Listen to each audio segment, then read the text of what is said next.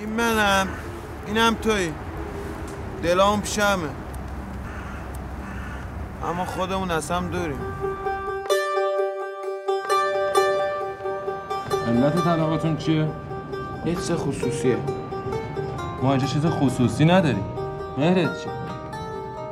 نمیتونه بده. یه شیفتم به زور دارم جات میدم.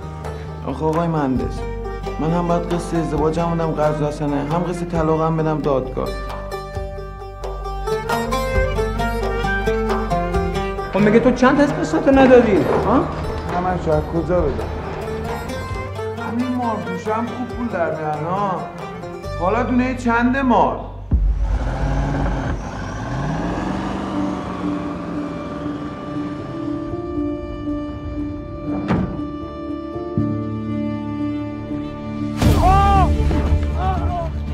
همینجا وای میستم، کار میکنم، مار میجونم، پولت هم میدم.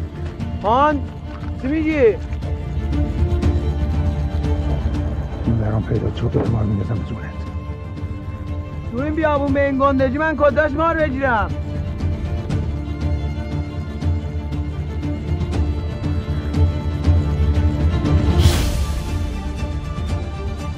من آدم کشتم که اینجا.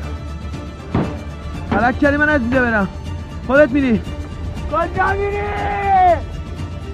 پس چرا طلاقش دادی؟ خودم نمیخواستم، دورم کردن. این ما چی زنده است؟ واسه اینکه حالا ما رو بگیره؟ همراه شمایی؟